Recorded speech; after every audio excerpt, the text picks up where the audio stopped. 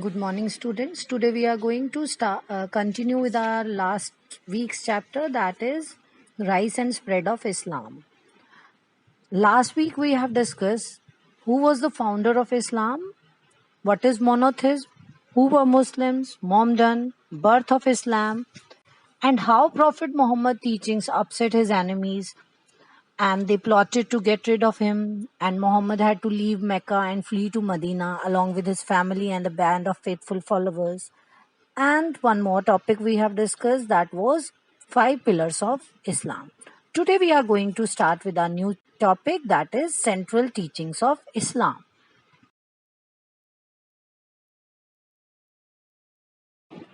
Central teachings of Islam. Belief in one God who is the creator of the entire universe. He is the only one and all powerful.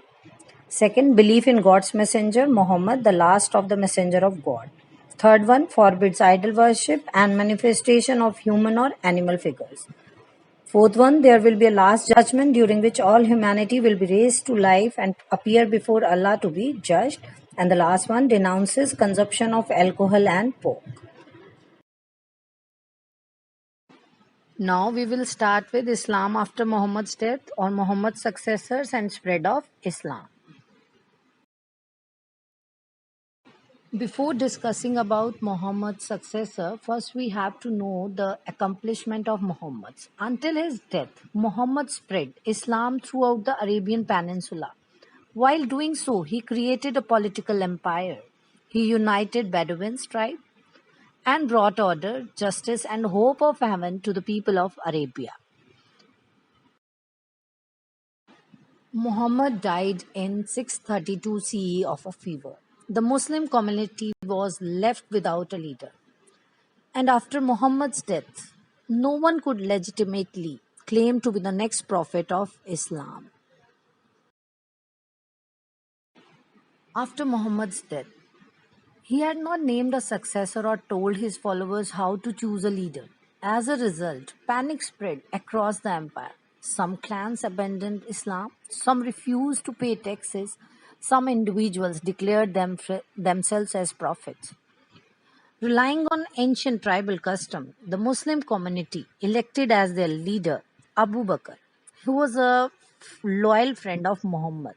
In 632, Abu Bakr became first caliph, a title. He was not the prophet, but he became a caliph, a title that means successor or deputy. Rightly guided caliphs. Abu Bakr and the next three elected caliphs. Rightly guided caliphs. The next four caliphs, Abu Bakr, Umar, Uthman, and Ali, all had known Muhammad and supported his mission to spread Islam. As they ruled, they had Muhammad's example and Islam to guide their decision. They were known as rightly guided caliphs and their rule as caliphate. The rightly guided caliphs, Abu Bakr and the next three elected caliphs, I will explain one by one. One by one, Abu Bakr, the first elected leader of the Muslim community, Muhammad's closest companion and advisor, became the first caliph or successor and ruled until 634 CE when he died. Second rightly guided caliph ruled until 644. Uthman ruled until 656, close companion to Muhammad when he conquered Mecca. His election was very tense. Should the leader be Uthman or Ali? Ali ruled until 661. He was the son-in-law, Muhammad's son-in-law, first male to convert to Islam. Each of the rightly guided caliphs played a great role in quadrupling the size of Muslim empire in the 29 years after Muhammad's death. Umar expanded the empire into Egypt, Syria, and parts of Persian Empire. Uthman and Ali completed the conquest of Persian Empire. All four expanded into the Arabian Peninsula. In the end, the empire included all of the Southwest Asia and part of North Africa.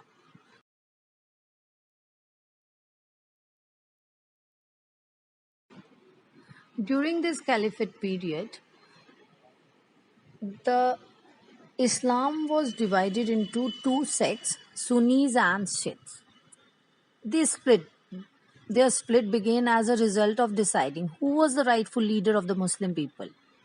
In 656, there was an opposition to Ali cousin and son-in-law of Muhammad, taking power over the Muslim community. Those who opposed Ali supported Muhammad's cousin Muawiyah, Uthman's cousin.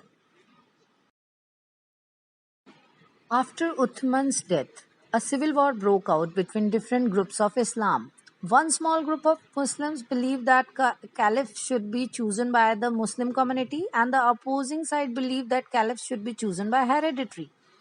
Ali was appointed as the next caliph, but not accepted by all Muslims.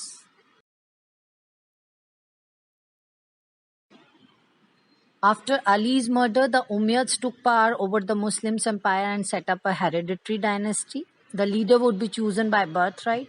The Umayyads moved the capital from Medina to Damascus.